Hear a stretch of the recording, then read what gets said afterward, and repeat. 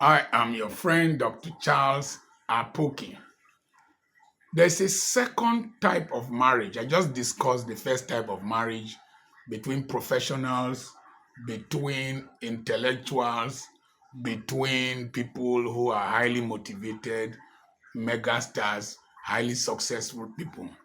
And I talked about the likely challenges that they will have, which will include the challenge of the woman not being able to play the domestic roles that she's supposed to play and might not be available all the time for the man. The man has to learn to understand and be tolerant and be accommodating and be humble. The next kind of marriage is the marriage for functionality. How does it start? You will see a very intelligent man, a highly professional man who would see a very beautiful lady, a very decent lady, a very religious lady, and he would propose marriage to her. In his mind, he will be hoping to build up the woman. Sometimes some of these women might not be very brilliant. And so when you marry them, you now find out that you are having crisis. The woman is able to meet your domestic needs, is willing to go to Jerusalem, to allow you go to Jerusalem, climb Mount Olive, swim in the Bermuda Triangle anytime you want. She's willing to cook for you, do everything, keep the house clean, take care of children. But when you want to raise her status, she will resist it. She would resist it. You are putting her mind under undue pressure because she conceived that when you were marrying her, you loved her the way she was. Now you are now placing a new demand on her.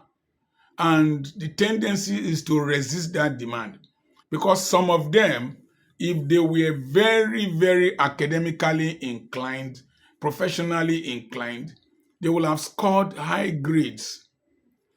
The only case where this is different is when somebody is brilliant intrinsically, ambitious intrinsically as a woman, and then you are now giving her a leverage to become what she had dreamt to become.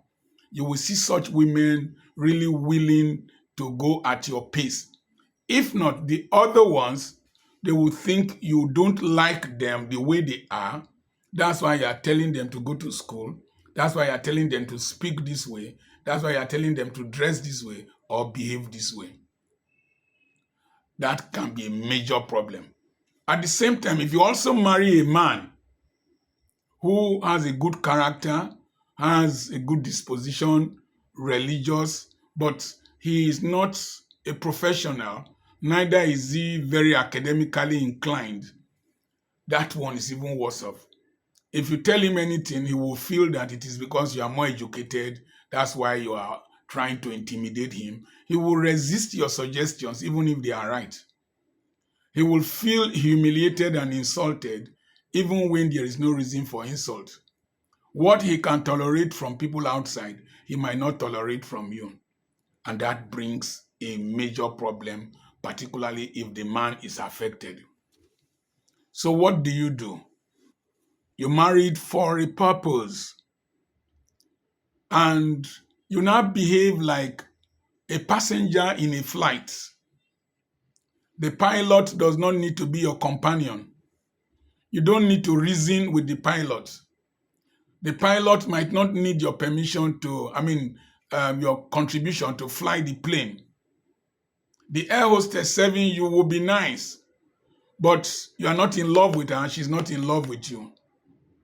You don't need to see the face of the pilot. You don't need to, he will just announce his name over the radio, the communication system, intercom. What you need is for him to take you to your destination safely.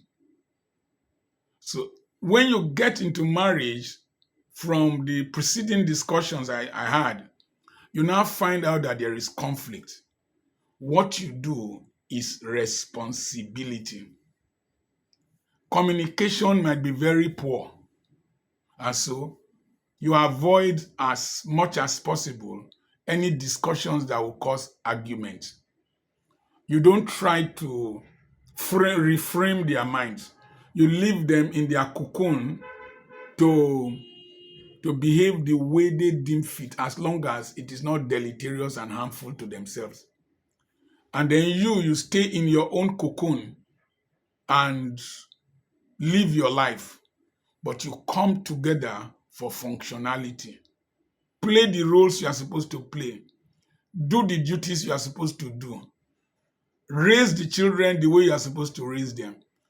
Build a business the way you are supposed to build a business. If possible, most times it's usually very difficult to build businesses with such people. And then excel in your own realms. That is marriage at the level of functionality.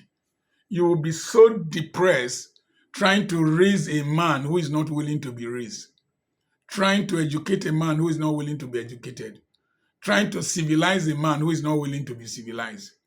Is very difficult to do. But don't divorce, don't commit adultery, don't be violent, don't cheat, don't disregard each other. I remain your friend, Dr. Charles Apoki. Marriage is not easy for any person.